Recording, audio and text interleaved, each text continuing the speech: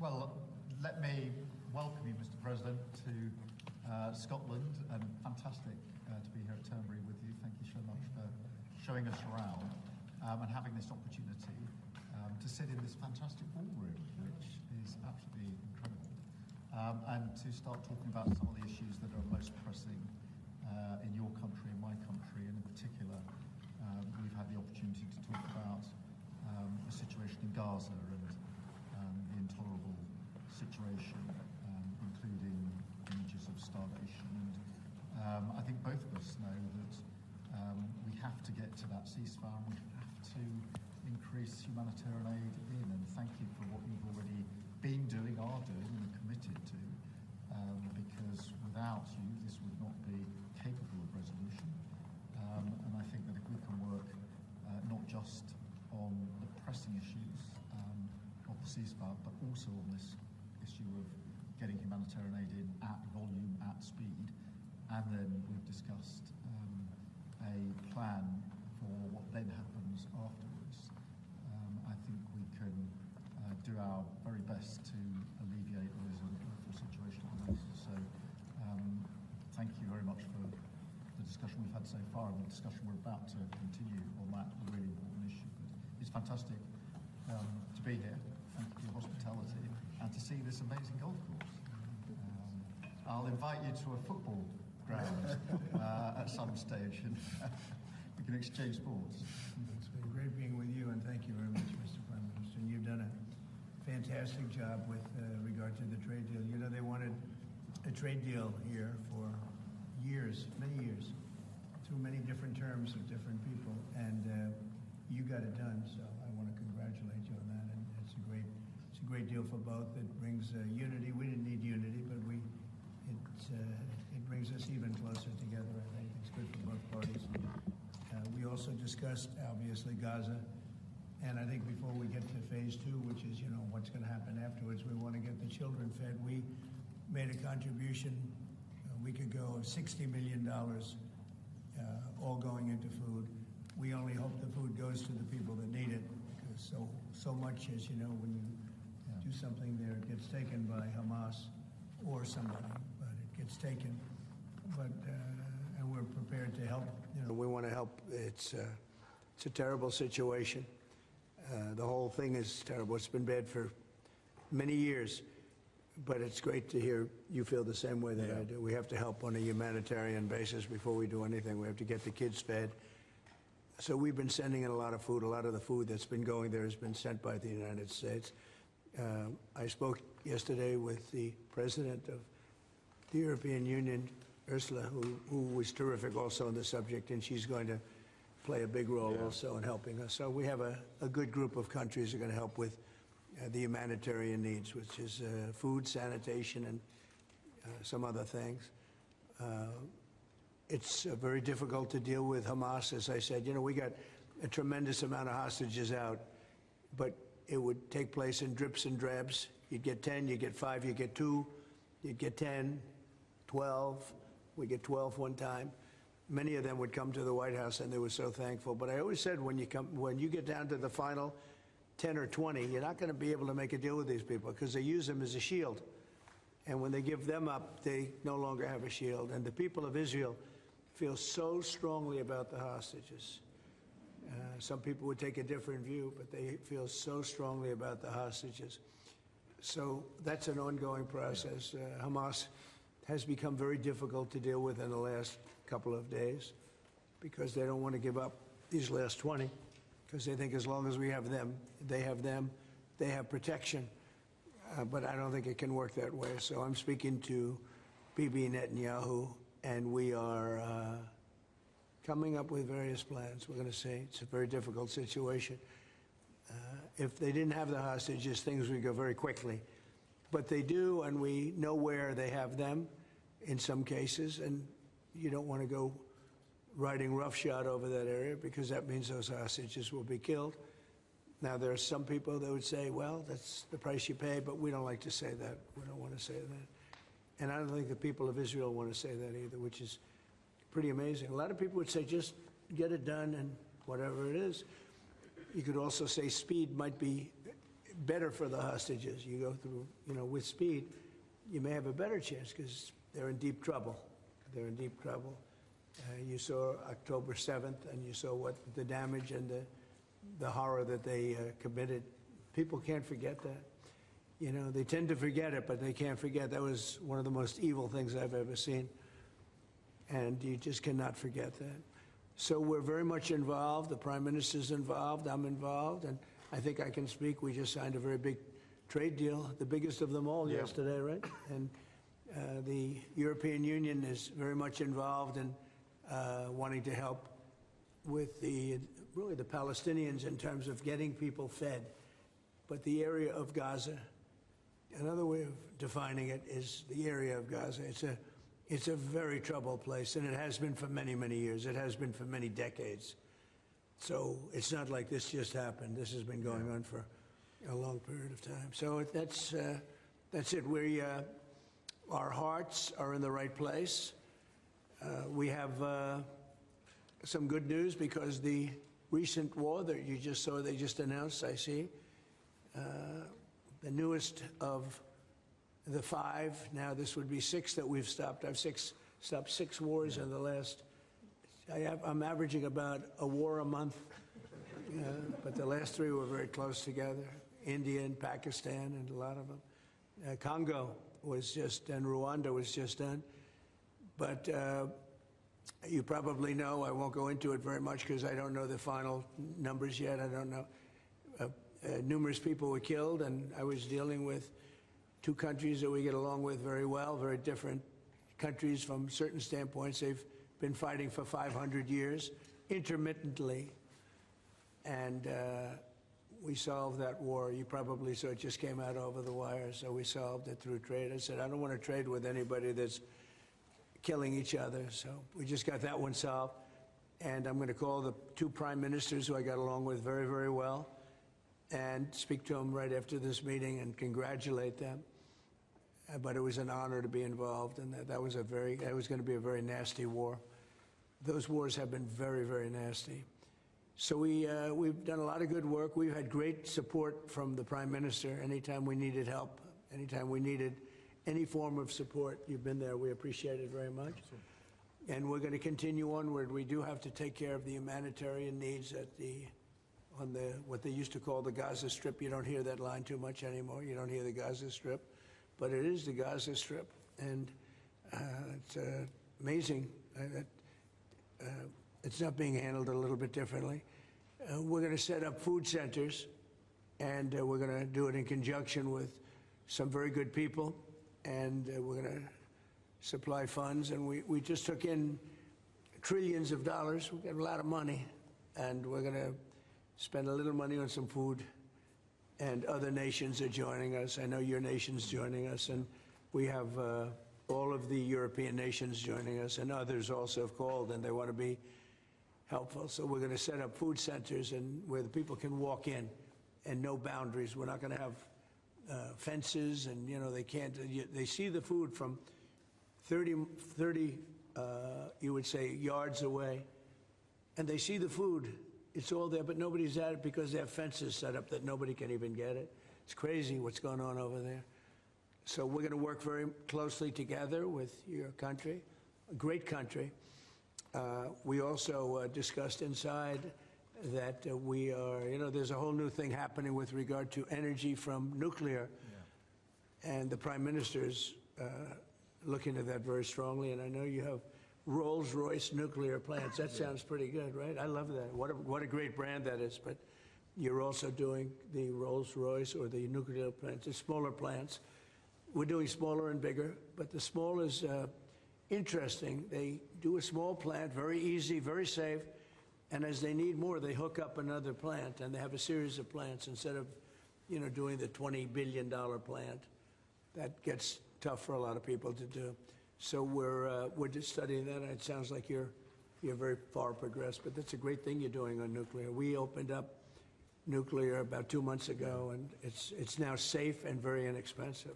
No, we see civil nuclear as a big part of the future as we go to sustainable, independent energy. And I think that between the 2 of us, we can work very much more closely on this. And we've agreed that that's our ambition, that's our aspiration, and this is going to be a big part of the future when it comes to energy. And you can see in the last few years, energy has been weaponised, prices have dictated both families and businesses across the United Kingdom, and therefore taking control of energy is a huge prize. So the more we can work together on this, the better. And small modular reactors are a very big part of the future here, and we've got great companies like Rolls-Royce involved in that. So I'm very much looking forward to working together with you, Mr. President. We'll do that. We'll do that. We're going up to your oil capital in a little while. We're going up to Aberdeen. That's called the oil capital of Europe. And that's a great asset that you have up there someday. If they ever change their thinking on that, you have a great and valuable asset. There's a lot of valuable resources underground there. But that's a decision for you to make. But it's a very amazing place, and it is considered the oil capital of Europe. So it's another option that you have. So we are doing really well as a country, and I think that the Prime Minister has been so supportive of us, and so strong and so respected, and I respect him much more today than I did before, because I just met his wife and family. He's got a perfect wife and family, and that's never easy to achieve, right? But I take no credit for that. But he's become a friend, and together we got a deal done that has not been able to be done. It was a deal that's very good for both parties. A really good deal for both of our countries, and very, very well received here in the United Kingdom. So thank you very much for having us. Thank you. Appreciate it. Any questions? Mr. President, on Russia, earlier you said that you were going to change the deadline from 50 days. Yeah. What is your new deadline? I'm going to make a new deadline of about 10 or 12 days from today. There's no reason in waiting. There's no reason in waiting. It's 50 days. I want to be generous, but we just don't see any progress being made. Mr. President, you just talked about setting up food centres in conjunction with other organisations. Right. You're talking about the Gaza Humanitarian Foundation or recognised aid agencies. How will this work? Well, it's going to be working with the United States. We'll be helping with the food. You know, we have a lot of access to food. We got a lot of food ourselves, and we're going to bring it over there. We're also going to make sure that they don't have barriers stopping people. You know, you've seen the areas where they actually have food, and the people are screaming for the food, and they're 35, 40 yards away, and they won't let them because they have lines that are set up. And whether they're set up by Hamas or whoever, but they're very strict lines, so we have to get rid of those lines.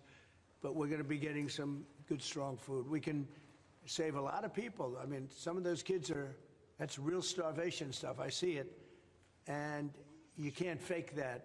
So we're going to be even more involved. We did some airlifts before, some airdrops, and the people are running for it. And the Prime Minister is going to help us. They're very effective with that. You've done that before, and for many, they've done that for 100 years very well. So it's not very hard to do, actually. Yes. President, you say you love Scotland. You're the most Scottish president ever in the White House. Is there a better deal to be done for Scotland, for Scottish industry, in the deal that you've done with the Prime Minister? Whisky, for example. Well, I have great love for Scotland. You know, my mother loved Scotland, and she loved the Queen. I don't know, I might hurt myself by saying that the monarchists are going to like it. Some other people might, but she loved the Queen. Whenever the Queen was on television, she wanted to watch. And she would come back religiously. She'd come back to Scotland once a year with my sister Marion, primarily, and sometimes my sister Elizabeth also. But they loved this part of the world. And, you know, we're talking about the Isle of Lewis. We're talking about serious Scotland. That's serious Scotland. There was no doubt about it. So, yeah, it gives me a feeling, you know, it's different. You go to another country, you have no relationship to it. You get to like maybe the head of the country or something. But it's different when your mother was born here, Stornoway, right in Stornoway, a beautiful little place. Because of your love of Scotland, is there a better trade deal to be done for Scottish businesses like whisky?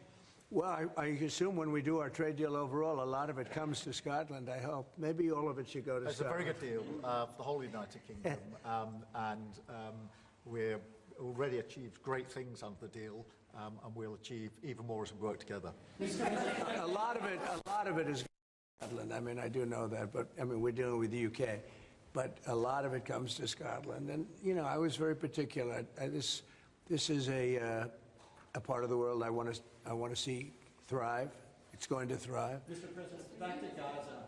You talk about Hamas stealing food and stealing aid. What responsibility does Israel have for limiting aid to the region? And if I could ask a follow-up to the Prime Minister, what pressure can be put on Israel? Is that something that you and the United States could work on together? Israel has a lot of responsibility. They're hampered by the fact that you still have 20 hostages or so. And the people of Israel are very concerned about the 20 hostages. It's very interesting. You could say they could be more concerned about retribution than the 20 hostages, but they really want the 20 hostages to survive and live to make it. You know, many of the hostages came to my office in the Oval Office, and I was amazed by, I would ask them the question, was there any sign of love? Was there any sign of, when you were a hostage and you have all of these people from Hamas around you, sometimes 100, sometimes 10, sometimes 2, but you're a hostage and you're being stored in a pipe. It's not even really, you know, a cave, or it's a pipe, a little pipe. And some said they didn't think they were going to make it because they were losing air. There wasn't enough air, and they'd open up the pipe just in time, but they didn't do it on purpose. They just happened to open it. They got lucky. But I said, did they ever wink at you and say, like, don't worry, you're going to be okay? Did they ever give you some extra food, even if it was a piece of bread? Did they ever give you anything during that time? And some were there for 400 or 500 days now, right? It's a long time, a year and a half, more than that. And not one person said there was any love from anybody. You know, in other words, you have hundreds of people, and you see it in the movies where somebody's a prisoner and somebody's helping. You even see it with Germany, where people would be let into a house and live in an attic in secret. You know, you'd see signs of stuff. I said, did you see anything like, did they wink at you? Did they say, don't worry, you're going to be okay? I never received, I ask that question all the time. I've never received one answer that said, yeah, they really wanted to help. No, the hatred is just incredible. But certainly access to food issue. What more can Israel do? And again, to the Prime Minister as well. Well, I think Israel can do a lot. I will say that Iran, I think, interjected themselves in this last negotiation. Can you imagine the beating they took? We wiped out their nuclear possibilities. They can start again. If they do, we'll wipe it out faster than you can wave your finger at it. We'll have to do that. We will do that gladly, openly and gladly. They've been saying, Iran's been sending out bad signals, I'll tell you. For a country that just got wiped out, they've been sending very bad signals, very nasty signals. And they shouldn't be doing that. They shouldn't be doing that. They were talking about things that they shouldn't be talking about. They were interviewed on a recent show, and the foreign minister saying things that he shouldn't be talking about, shouldn't be saying. And I think they got involved in this negotiation, telling Hamas and giving Hamas signals and orders, and that's not good. That's not good. Yeah, I would say, look, we need to get the hostages out. They've been held for a very, very long time, and we must always start from there. But also recognise the situation on the ground in Gaza is absolutely intolerable, and I think that certainly speaking for the British public and myself, seeing those images of starving children in particular are revolting, and there's a sense of revulsion in the British public at what they're seeing, and they know, and we know, that humanitarian aid needs to get in at speed, at volume.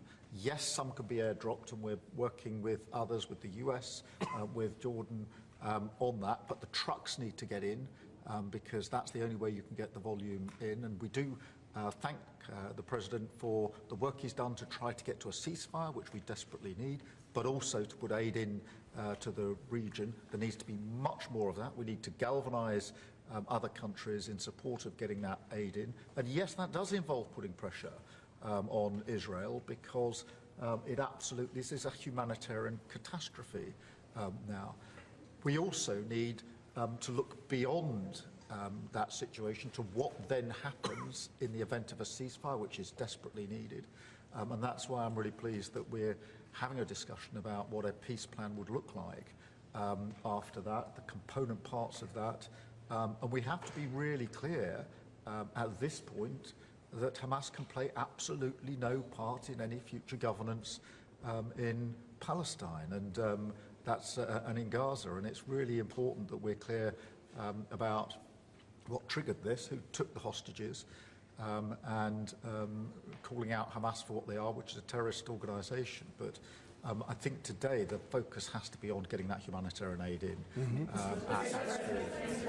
Will the UK avoid your pharmaceutical tariffs, and will it happen before August the 1st? Well, we'll be announcing on pharmaceuticals sometime in the very near future. We have a very big plan on pharmaceuticals. We want to bring a lot of the pharmaceuticals back to America, where they should be. If you look at COVID, it sort of taught us a lesson. We were getting our pharmaceuticals from other countries. We almost didn't make any. We used to make them ourselves, and we're going to want to be making a lot of them ourselves, all of them in a sense. But you also have a good pharmaceutical business. We'll be dealing with you on pharmaceuticals also. And we certainly feel a lot better with your country working on pharmaceuticals for America than some of the other countries that were with the relationship we have. You would not use that as a cudgel. You wouldn't be using it as a block. But we're going to be announcing sometime very soon, I think, pharmaceuticals are our whole thing. And the companies know. And drug prices are going to be coming down very substantially in the U.S., very, very substantially. And that'll happen very soon.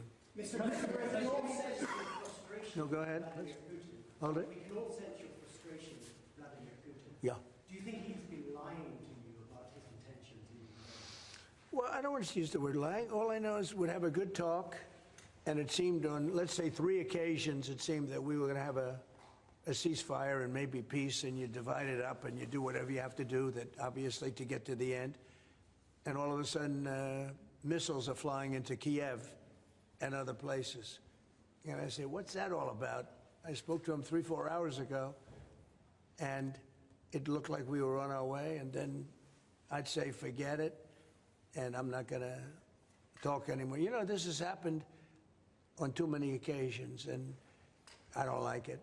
I don't like it. Successful social media sites.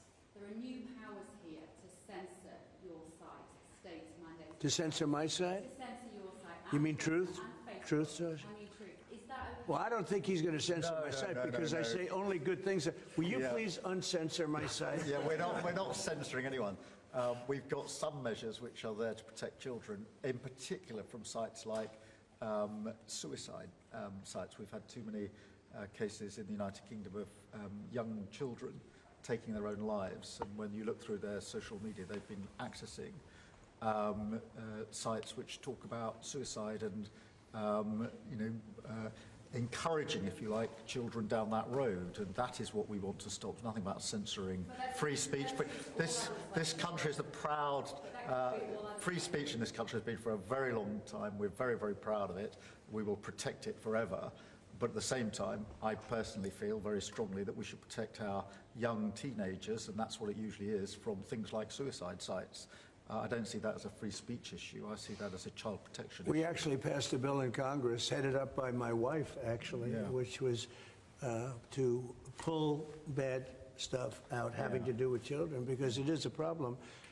But I cannot imagine him censoring Truth Social. That's more of a very political, and it's been a very big success. Not going to happen. And I only say good things about him and his country, so they said to me, you're making a mistake. I'm going to give my ambassador the job, make sure it's not censored. I had not heard that. You're a big investor in this area, Mr. President. Say it? You're a big investor in this area. To put it mildly. Like this ballroom that we built from scratch. Do you worry, though, about the risk of increased taxes here? Will that stop them investing? And do you have a message last night on the soccer to the English Lionesses who won the European Trophy? So I think that I have a theory that low taxes bring growth. We just passed a big tax cut bill, the biggest bill in the history of our country, actually. And one big, beautiful bill. I used to call it the great one big, beautiful. We took the word great out. But it's actually called the one big, beautiful bill. It's essentially a very large tax cut bill for everybody. And our country's, pretty soon, I think I can say it right now, our country's never done better. We had a country that was dead. It was dead 6 months ago, a year ago. Leaders from NATO, we had a very successful meeting at NATO. Your prime minister was there. It was an unbelievable love fest with all of those countries. And they agreed to go 5% and all the things. Very smart to do. But many of the leaders said, you know, essentially, they said, your country was dead 1 year ago. 1 year ago, we had a dead, and we did. We had a dead country. We had a president who didn't know where the hell he was. We had horrible, horrible people running our country. I think they were sick people, actually, sick. You talk about censorship, those are big, that's all they did was censor, and they didn't know what to do. And they had high taxes. They wanted more tax, total censorship, transgender for everybody, men playing in women's sports, everything bad they wanted, and they still do. That's what they still do. That's why they're down at 15% or something, I saw it today, the lowest that the other part of the Democrats have ever been. But no, I find that when you lower taxes, you get growth. I will say this area, and the Prime Minister hasn't been here very long, in all fairness. I think he'll be a tax cutter. But I find that as we cut taxes, we did more business. Yeah. You know, in my first tax bill, we cut taxes from 39% down to 22%. And we ended up at the end of the first year, when it was still a little raw, we ended up taking in much more revenue than we did at 39%. It was pretty amazing. And we're taking in a lot of revenue right now, and this was an additional tax cut. So I find, for whatever it's worth, tax cuts are very good. Russia moved up the deadline. It's now 10 or 12 days. Is the sanction the same, that you're going to slap 100% tariff on anybody who does business with Russia? So what I'm doing is we're going to do secondary sanctions, unless we make a deal. And we might make a deal. I don't know. You don't know. It's we've done so many peace deals. This is the one I started out with. And, you know, I know President Putin called me. He wanted to know if I could help him with Iran. I said, no, I don't need your help with Iran. I need your help with Russia. And so that's the one deal that continues to linger. And, you know, we're losing 5,000. They're losing. I'm not losing. You're not losing. But 5,000 Russian and Ukrainian kids a week are dying. And that's not mentioning the people that are dying also in towns where, you know, he's lobbing missiles into certain towns like Kiev. And he's got to make a deal. It's too many people are dying. It's a really bloody war. And the 5 is now, they're really telling me that number is obsolete. It's like 7. That's terrible. So you have 7,000 Russian and Ukrainian soldiers dying every single week for no reason whatsoever. So you would think, based on common sense, you would think he'd want to make a deal. We'll find out. No communication with Israel publicly? Have you had any other Ukraine channels conversations with the Russians reiterating this? In what? Reiterating this new pressure and deadline. Yeah, well, we're going to have I mean, well, you're the press. I'm reiterating it to you. Yeah, I'd say 10 to 12 days. I'll announce it probably tonight or tomorrow. But there's no reason to wait. If you know what the answer is going to be, why wait? And it would be sanctions and maybe tariffs, secondary tariffs. You know what a secondary tariff is. And look, the Russian economy, I don't want to do that to Russia. I love the Russian people. They're great people. I don't want to do that to Russia, but this thing, they're losing a lot of Russians. They've lost 1 million Russians. And that's the, you know, sons, that's the sons and daughters of Russian families. They leave the house, they go, bye mom, bye dad, and then they get blown away. And Ukrainian too. Look at Ukraine. It's a disaster what's happened there. But it continues to go on. As you know, we made a deal where the European Union is essentially involved, but it's NATO, and we're supplying weapons to NATO. NATO's now paying because the United States, because of Biden's in for $350 billion, the European nations are in for about $100 billion. Should be the opposite way, by the way, because we have a big ocean in between. Should be the opposite way. But I think that eventually something's going to happen. It should happen fast. So many people are dying. You know, when I settled out with Congo and Rwanda, they lost almost 8 million people. And it just made so much sense. And if I didn't get involved, they wouldn't have done it. They weren't even thinking about settling it. It was just going on forever. And nobody could go into those territories because they'd get killed. They'd get killed. And now they have I hear it's a whole different ballgame. We settled it. This is one that should be settled. Russia, Ukraine. This is one that really should be settled. Mr. President, Scotland's First Minister has today set out his plans for a second referendum on Scottish independence. Can I get your reaction to that as someone with deep ties to Scotland? Prime Minister, can I also get your thoughts on that? If the SNP do win a majority in next year's election, then they have the right to hold the referendum, you know?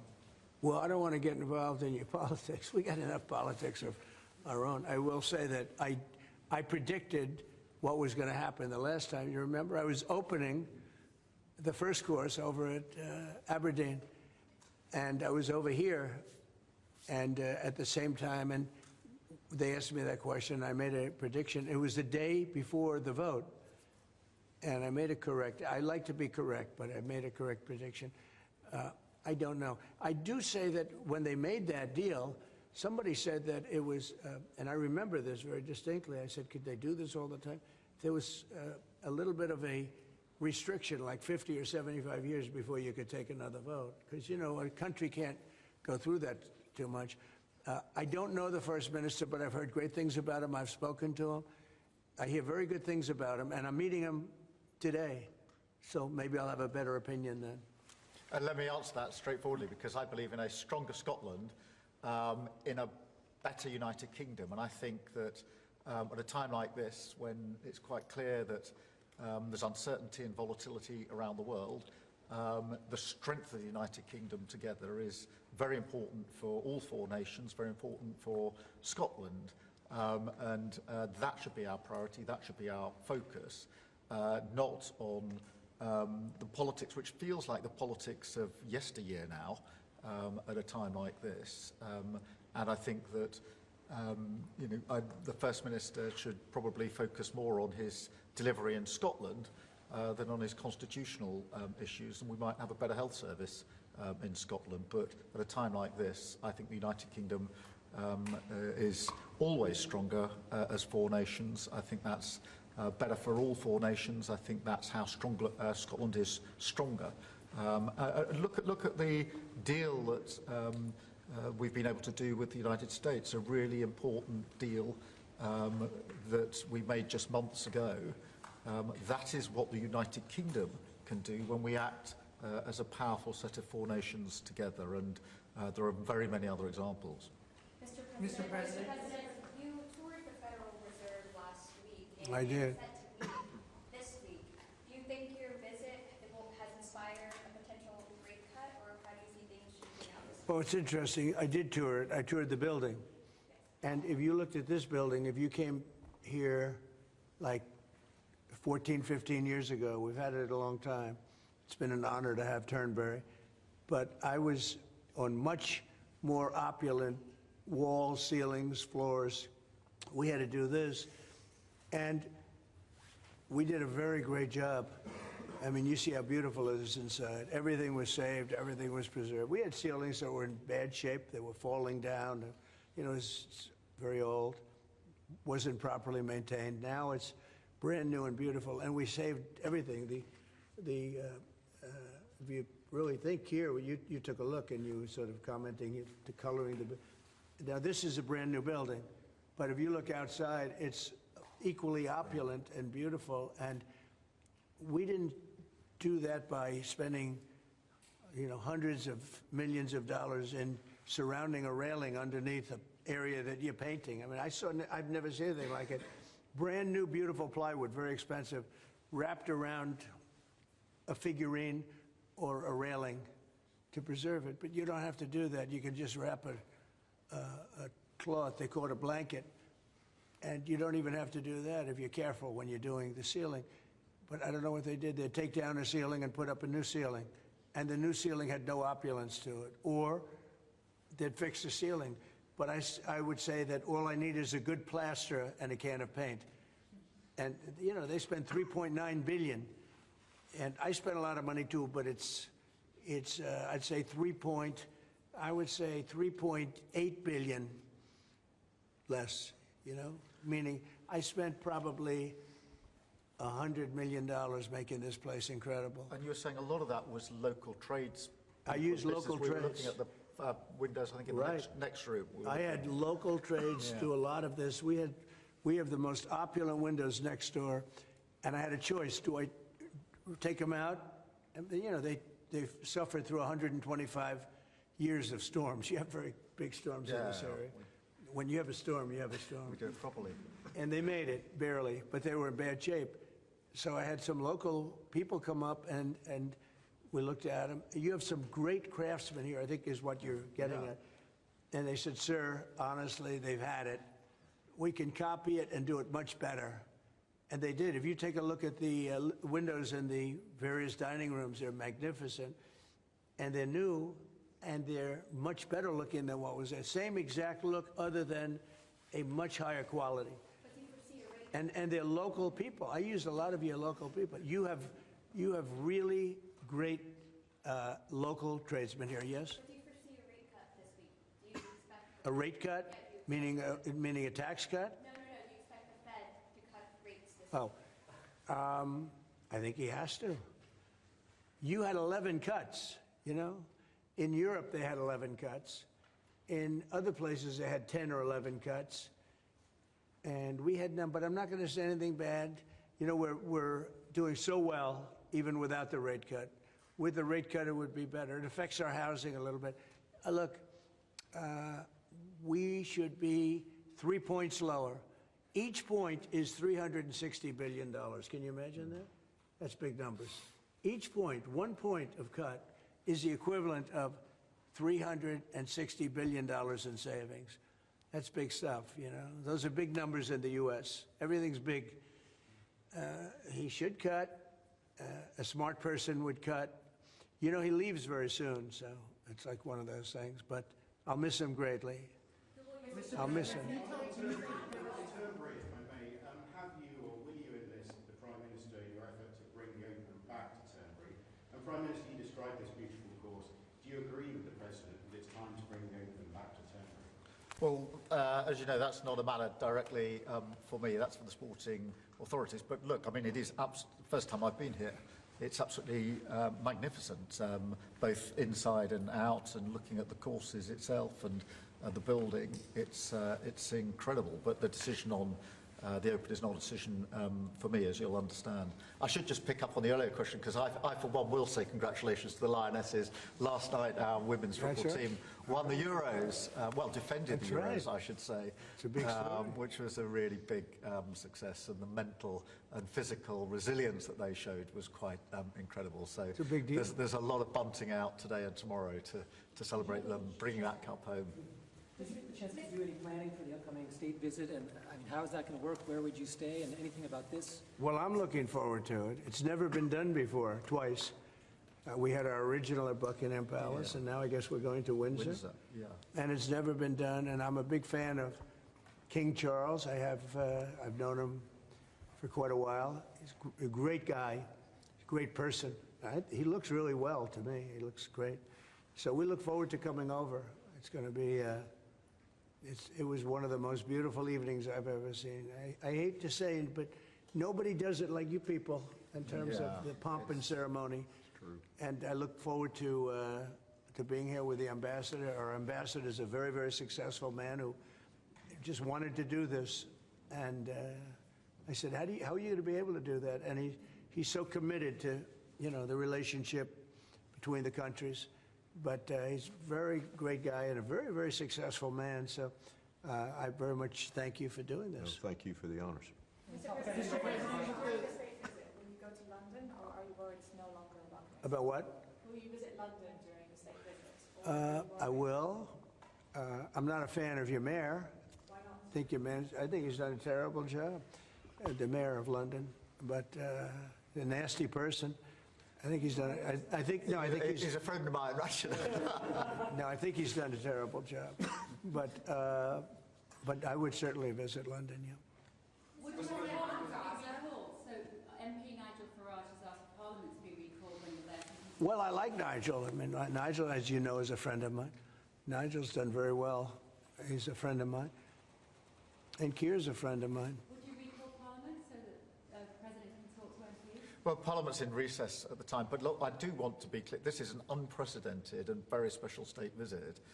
This has never been done before, and there'll be many elements of it that have never been seen before. So this is going to be a historic occasion, and we're all very much looking forward to it. And I was very, very pleased to be able to put forward the invitation when we were at the White House earlier this year. So, but this is not just a state visit. They're always incredible occasions, and this is an unprecedented second state visit. So you can imagine just how special that's going to be.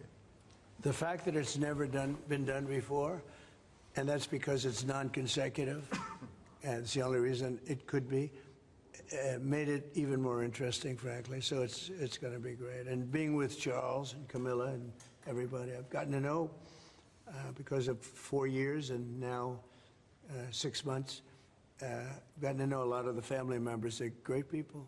They're really great people. And in that sense, I think that the UK is very lucky. You could have people that weren't great people. I don't know if I'd say that, but you could have people that weren't. But we're very lucky to have our royal family. They're absolutely fantastic. So we really look forward to that. As far as Parliament, if he wants me to speak in Parliament, I'll do it. Okay? But it doesn't have to be then. It could be some other time. Maybe we should save it for another time. We'll let the one visit speak for itself. But anytime, if I could be helpful, I would certainly do it. Thank you. Mr. President, with the EU deal, alternatives are you considering to get the hostages out if there's no ceasefire? Well, there are a couple of alternatives. Some are pretty strong, but the most sensible alternative is talk and negotiation. But I said a long time ago, at a certain point, they're not going to be talking because they're going to lose their shield. The hostages are a shield for them. They did horrible things on October 7th, and the hostages are a shield. And I said, you know, you're going to get down a number, and the number's going to be at a point where you're not going to be able to get them back unless you're going to be very energetic, or to put it a different way, unless you're going to be very ruthless and violent. It's a bad situation to be in, very bad. Mr. President, with the EU deal last night, you talked during the campaign about President Putin respecting you and helping you have a relationship with him. Do you still feel that way, that he respects you, considering the conversations you've had that have been really nice? Yeah. I've always gotten along with President Putin. I have had a great relationship with him. And he went through the Russia hugs, too. You know, I mean, it was, we used to talk about it. We used to say, you know, it's too bad we really can't do anything between our country. Because if we did, they'd say, oh, it's, you know, some. Look, I was tough on Putin because I was the one that closed up Nord Stream, and Biden came along and opened it up. I was very tough on Putin in one way, but we got along very well.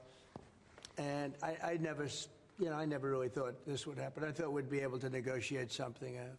And maybe that'll still happen, but it's very late down the process. So I'm disappointed.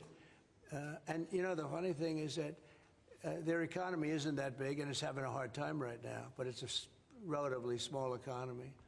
A strong military, but strong economy. And it used to be a strong economy. Now it's not. He's going through a lot. Economically, it's not easy.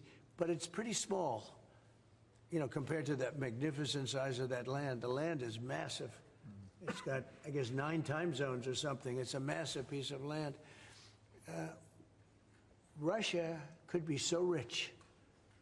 It could be so rich. It could be thriving like practically no other country. And they're holding that back because we can't. He wants to do trade deals with us. He talks about it all the time. He wanted to. And I envision that, a lot of trade with Russia. They have a lot of valuable things. When you talk about rare earth, they have serious rare earth, right? They have just about every form you can have. So, you know, Russia could be so rich right now. Instead, they spend all their money on war. They spend everything on war and killing people, and it doesn't make sense to me. I thought he would want to end this thing quickly. I really felt it was going to end, but every time I think it's going to end, he kills people. Could a meeting help, and are you considering, has been proposed? I don't know. I'm not, you know, I'm not so interested in talking anymore. He talks, we have such nice conversations, such respectful and nice conversations, and then people die the following night with a missile going into a town and hitting, I mean, recently, I guess, the nursing home, but they hit other things. Whatever they hit, people die. So, I don't know. We'll see what happens. We've just had a sense of your differences in political persuasion when Nigel Farage and Sadiq Khan came up in conversation. I wonder if you have any advice, either of you, for a very divided, polarised world on how you make your relationship. Not differences, yeah. Not differences. I happen to like both men. I like this man a lot, and I like Nigel. And, you know, I don't know the politics over here. I don't know where they stand. I would say one is slightly liberal, not that liberal, slightly, and the other one is slightly conservative. But they're both good men. Mr. President, Look, I mean, we like each other, we respect each other, we get on, and we've both got a great love of our countries, of our families, and therefore there's a huge amount that we have already achieved, actually, together, and will achieve as we go forward, leading our respective countries, and of course the relationship between our countries. Donald, we were talking about this morning. That whether it's defence, security, intelligence sharing, it's a close, historic relationship. We have fought together in the past. We've always stood together. And I, for one, am very pleased that we've got such a good personal... But I think whoever's going to be... I think I won because we had a lousy president, to be honest with you. We had an incompetent president. But I won because I was very strong on immigration.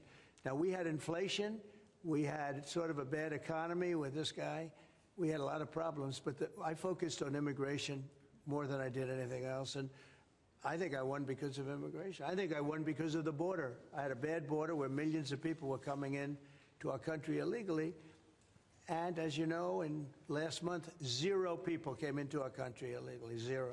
So we went from a bad, incompetently run border to the most competently run border that anybody's ever seen. Prime Minister, the President makes it look easy dealing with illegal migration. You must be envious of his record in such a short period. Well, I think we've been discussing illegal migration is a huge issue in both our countries. In the United Kingdom, it is a real cause for concern, and that's why we must bear down on it in all its aspects, upstream, across Europe, where a lot of ours comes into through northern France, across the Channel, working with our allies, with our colleagues to break the gangs that are actually running this trade, but equally being very strong that when people have arrived in this country who've got no right to be here, then we should be removing them to their own country. And that's why I'm really pleased that we've been able to focus on this very intensely and get 35,000 people out of the United Kingdom had no right to be here, because the message has to be you can't make your way to the United Kingdom. We won't tolerate our rules being broken, and if you get here, you will be returned to where you came from, and it's really important that we bear down on that. We're such an attractive place for people to come if they want a better life, because we are one of them. People coming via the rules are always welcome. Of course, we've welcomed talent and people into this country for centuries, literally. But what the British people will not tolerate is those that break the rules, those that come through irregular routes. And that's the really important distinction here. And that's what we're bearing down on. And I'm really pleased that we're through pretty well all of the international engagement I've done all the meetings I've had, the country we've done deals with countries in the last 12 months that many people thought it was not possible to deal with when it came to immigration, irregular immigration, and we've returned thousands of people who've got no right to be here. And that, I think, is, for the British people, we're a reasonable, tolerant country where people are coming lawfully to contribute to our communities, to our country. Then, of course, they're welcome and have made a great contribution. But what people will not tolerate is those that are breaking the rules. And that is an issue of today, but it's a very British thing. We are people who respect rules. We don't approve of those that break rules. I can say, though, that I had one of the greatest victories, they say the most consequential in 129 years, so I don't know about that, but it was pretty close. And we won all of the swing states, which never happens. We won the popular vote by millions of votes. We won, you know, tremendous electoral college sweep. And I believe I did it more than anything else because of my strong stand on immigration. And I don't think this country is any different in that sense. I think it's a big factor. And it is with a lot of the European countries. Some of the countries have, you know, have lost their way, and they have tremendous crime because of it. I mean, you had countries with no crime that now have tremendous crime. And you know the countries, and I know the countries. And so I think it's a huge factor in any election, not just this election, but in any election. I think the one that's toughest and most competent on immigration is going to win the election. But then you add low taxes and you add the economy. He did a great thing with the economy because a lot of money is going to come in because of the deal that was made. But I think that immigration is now bigger than ever before. Mr. President, your Treasury Secretary is meeting with Chinese trade Right now. Right now. Have you received an update? Do you expect a deal when these talks are over, especially with the August 1st deadline? No, they're meeting right now. And, you know, we have a good relationship with China. But China's tough. And like you're tough, you know, we're all tough, yes. But we're going to see what happens. We just concluded our deal with Japan. It was very good for everybody. We're making, you know, great deals. We're making deals that are good for us, but we want them to be good for everybody. It's important. It's sometimes I'll do something that I shouldn't do because it's not very important for our country, but it's very meaningful for the country on the other side. And I'll let them have that point because it's very important for them. So I don't know, but we've made a lot of deals in the last couple of months. And then ultimately, as you might as well know, we're going to just, because we have, you know, you have 200 countries, more, but people don't know that. You got a lot of countries. And I wouldn't want to sit down with 200 people and have to deal the way he was calling me all the time. We want this, we got to have that, these are tough negotiators. These are, you know, look, they're smart people, are tough negotiators. They know what they want. And, but we're going to be setting a tariff for essentially the rest of the world. And that's what they're going to pay if they want to do business in the United States. Because you can't sit down and make 200 deals. But we've made the big ones. We just finished Indonesia. They opened up their country. We just finished Japan. They opened up their country. You know, Japan opened up the country. They were totally closed. They opened up to our cars, even to rice. Rice was a big deal. They would never take anybody else's rice. They're taking rice. But they opened up their country. Philippines, we just finished. They opened up their country. They were very closed. I'd love to see China open up their country. So we're dealing with China right now, as we speak. Yeah, we're dealing with China right now. The deal you've got with the UK is better than the one with the European Union. Is that because you think Brexit was a good idea for this country? No, look, you know, we have a very special relationship with this country. Like, you know, my mother was born here. And not only born here, loved it. She'd come back, I tell you, religiously every year. And she'd go up to Stornoway and see her relatives. But she loved the country. Yeah, it probably has, it always has an impact. Always has an impact. But, you know, Germany has a new leader, and I think he's terrific. I think you like him too. Yeah, I think go he's on. terrific. My father was born in Germany. Or his Germany was, his parents were just out. But, so, you know, you have a lot of feeling for this part of the world. I do. I want to see this part of the world do well. Germany, Scotland, UK.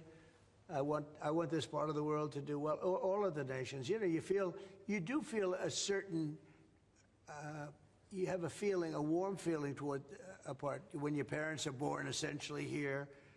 And I think maybe it's slightly different. Maybe it's not. I don't know. But maybe it's slightly different. Mr. President, we didn't completely rule out a pardon for Ghislaine Maxwell when you landed. Is that something you would ever consider, and why? Pardon for who? For Ghislaine Maxwell.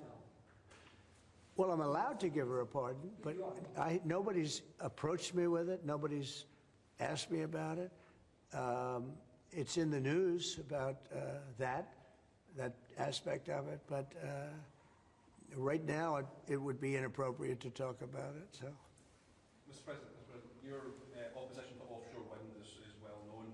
In Scotland, wind is a disaster. But in Scotland and across the UK, wind farms. I know, it's a shame. It's not his fault. I used to tell Alex Salmond. Have you spoken to the Prime Minister, and will you speak to the First? Well, all I can do is give my look. Wind is the most expensive form of energy, and it destroys the beauty of your fields and your plains and your waterways. And look out there. There's no windmills, but if you look in another direction, you see windmills. When we go to Aberdeen, you'll see some of the ugliest windmills you've ever seen. They're the height of a 50-story building. And you can take 1,000 times more energy out of a hole in the ground this big. This big. It's called oil and gas. And you have it there, the North Sea. This big, that nobody would even see. You can take 1,000 times more power, because the wind is intermittent, it doesn't work, it's extremely expensive. All the windmills are made in China. They used to be Germany and China, now they're mostly in China. They all come out of China. They say that the blades, which are carbon fiber, you can't bury. Oh, okay, you can't bury. What are you gonna do, dump them in the ocean someplace? Because they only last a certain period of time. And remember, a windmill has a life of 8 years, especially when they're out in the salty sea, and they start to rot and to rust. You're going to have to replace them. It's very hard to replace them. Wind needs massive subsidy. And you are paying in Scotland and in UK and all over the place where they have them, massive subsidies to have these ugly monsters all over the place. So I've restricted windmills in the United States. Now, a couple, we have, you know, the poor stupid people at the beginning, they approved them. So they have their full approvals. But I've restricted windmills in the United States because they also kill all your birds. You know, they wipe out. You know, it's interesting. If you shoot a bald eagle in the United States, they put you in jail for 5 years. And yet windmills knock out hundreds of them. They don't do anything. You explained that. So it's a very expensive energy. It's a very ugly energy. And we won't allow it in the United States. So we believe in a mix. And obviously, oil and gas is going to be with us for a very long time, and that'll be part of the mix. But also wind, solar, increasingly nuclear, which is what we've been discussing this morning, civil nuclear as we go forward. The most important thing for the United Kingdom is that we have control of our energy, and we have energy independence and security, because at the moment, whatever the attributes and facilities in the North Sea, that is sold onto the international market. We buy it back off the international market. That was a historic mistake in my view. But what we need is a mix so that we get the energy security that we need for the future, and that's the focus of everything that we're doing. But what we have discussed today is that the energy prices are too high, which is why we recently took measures to reduce the energy prices, particularly for energy-intensive businesses.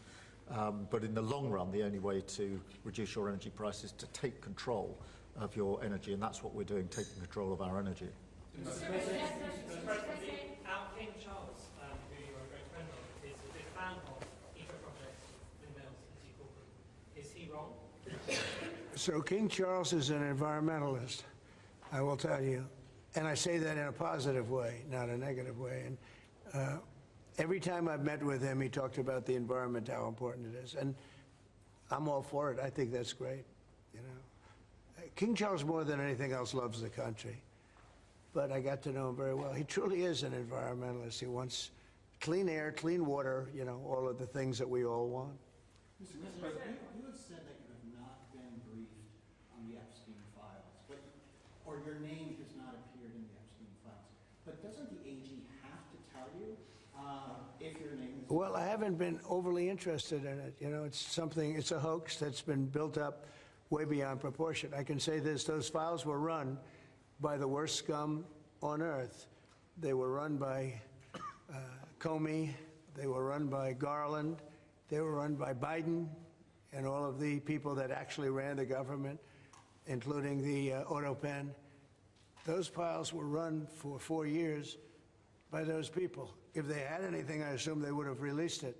The whole thing is a hoax. They ran the files. I was running against somebody that ran the files. If they had something, they would have released. Now, they can easily put something in the files that's a phony. Like, as an example, Christopher Steele, a person you know well, happens to be from your country.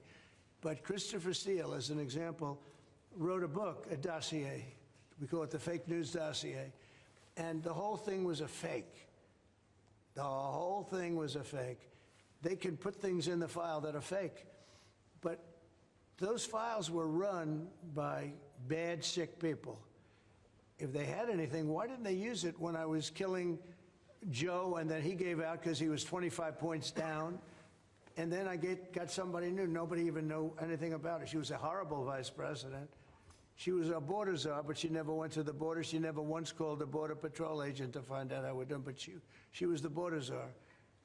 Her name was Kamala. Nobody knows her last name. It was Harris, but nobody knew her last name.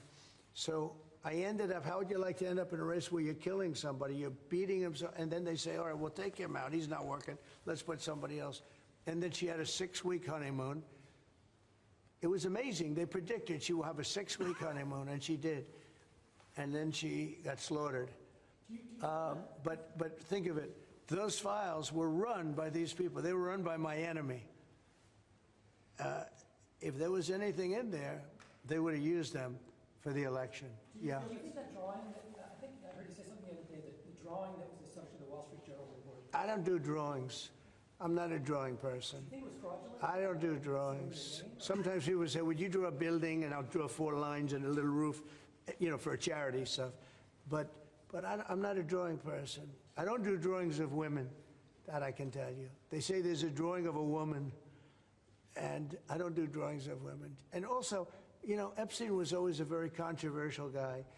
I was at a very high position, you know, pretty much all my life. In all fairness, I've been doing this for a long time. I had the top show on television. I had the #1 bestsellers. I had everything, right? And I was a very successful business guy. He was a very controversial. Who would do a controversial drawing? Now, with that being said, they say there were many letters done by many people, and in many big people, you know, big successful people.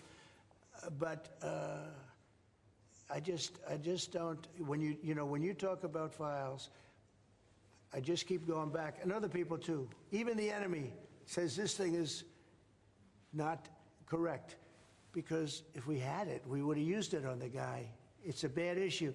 They say it's a good issue for Trump. Do you know that my poll numbers are up 4.5 points since this ridiculous Epstein stuff? My poll numbers have gone up 4.5 points because people don't buy it. Okay, people don't buy it. And he's gone, and we want to focus on trade deals. I want to focus on the deal we just made with the European Union, which is the biggest trade deal in history. It's the biggest deal, I think, in history, not just trade deal. So if they would have had something, they would have used it. And yeah. people keep writing stories about the time he threw him out of Mar-a-Lago. Can you settle that? What was it about? What caused the breach with him? That's such old history. Very easy to explain, but I don't want to waste your time by explaining it. But for years, I wouldn't talk to Jeffrey Epstein. I wouldn't talk because he did something that was inappropriate. He hired help. And I said, don't ever do that again. He stole people that worked for me. I said, don't ever do that again. He did it again, and I threw him out of the place, persona non grata. I threw him out, and that was it. I'm glad I did, if you want to know the truth. And by the way, I never went to the island, and Bill Clinton went there supposedly 28 times. I never went to the island, but Larry Summers, I hear, went there. He was the head of Harvard. And many other people that are very big people. Nobody ever talks about them. I never had the privilege of going to his island. And I did turn it down, but a lot of people in Palm Beach were invited to his island. In one of my very good moments, I turned it down. I didn't want to go to his island. Yeah. Mr. President, on Gaza, next time you speak to Netanyahu, what will you ask him to do? Say it one louder. Next time you speak to Netanyahu, what will you ask him to do? Well, I'm going to say, look, we're giving money and we're giving food, but we're over here and we're over in the United States, and I think I can speak for the Prime Minister. We're giving money and things. He's got to sort of like run it. Well, I want them to make sure they get the food. I want to make sure they get the food, every ounce of food. I think you want the same absolutely. thing. It's an absolute focus. Because that food isn't being delivered, Mr. President, or at least all of it. you said you were going to set essentially a tariff for the rest of the world. For the world. What percent will that tariff be? I would say it'll be somewhere in the 15 to 20% range. So maybe 15 or 20 or? No, I said, you know, I sort of know, but I just want to be nice. I would say in the range of 15 to 20%. Should also you might help make to UK steel. Probably one of those two numbers. It's also for UK and steel aluminum makers here are worried about the tariffs. Will you do anything to help them here? Aluminum? And You're a pretty big aluminum maker. Right? Yeah, that's already covered in the deal that we've agreed. So we're just doing the implementation of that. But Mr. President, when will that come down from 25% to 0? You mean on the overall, on the world? On steel and aluminum from Britain, it's 25. Well, we're going to know pretty soon. We're going to have it pretty soon. You have no idea that these people are tough negotiators, okay? But we're a big buyer of steel. But we're going to make our own steel. We're going to make our own aluminum for the most part. But we buy a lot of aluminum from right here, and a lot of steel too. Yeah. Who are you with? Who are you with? Because you're asking such a nice question. GB News, that's GB News. Very good. Good. They're lucky. We have a lot of unhappy farmers in this country at the moment, and I'm sure the Prime Minister won't thank me for raising this. We've had changes to inheritance tax, which mean a lot of farmers feel they're going to lose their farms when they die at their father. How important are farmers to a country? You mean they're going to lose the farm because of estate taxes, I think? So what I've done... Pay so much, they're cash poor, but they have great... I know. Well, they're cash poor. They're land rich and cash poor. A lot of people are... I've had that too. I've had... Sometimes I'm land rich and cash... Sometimes I'm cash rich and land poor. I like it both ways, but as they get older, I like the more conservative route. So I did something that I don't know if you can do, but it was great. I love our farmers. As you know, in our tax bill, we have a clause that's very important. We were losing a lot of farms to the banks because a loving mother and father would die and left their farm to their children or their child, but their children, their family. And they loved their family, and they thought they were doing them a favor, but they had a 50% tax to pay. So the land would get valued, and at a high number, because some of the farms were valuable, but they didn't, you know, they couldn't quantify it.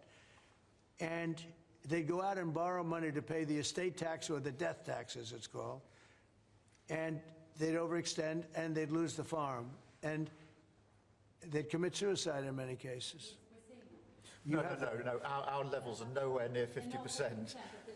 They're not. We've just introduced where it's paid over many years, works out that's good. An extra 2% a year over 10 years. So it's not at those levels by any stretch of the imagination. But the other thing that we've done, as you know, is make sure that we've got a pathway for farmers that actually increases their year-on-year income, which is the most important thing. And in all of the deals that we do, we ensure that our farmers are the central focus for much of it, particularly on the agriculture, including in the US deal, because I don't think we can go on for years saying that it's acceptable for farmers to have a year-on-year income which isn't sufficient. We've got to fix that problem. We can't simply live with that problem, so it's a very different situation. Well, we ended the estate tax. There is no estate tax on farmers. So when a parent leaves their farm, because again, a lot of these farms, they don't make a lot of money, but it's a way of life, and they love their way of life, and they love that dirt. That dirt is the most beautiful thing they've ever seen. They love it. I mean, they're farmers. They love doing it. They don't know how to do anything else, but they don't want to do anything else. I speak to farmers. I say, would you like to live in my penthouse in Manhattan? It's the most beautiful. No, sir, I want this farm. And what happens is, I mean, we were losing a lot of people to suicide. They'd borrow money to pay the estate tax, and they were not able to pay it. And some banks are ruthless; they wouldn't do anything, and they would end up committing suicide.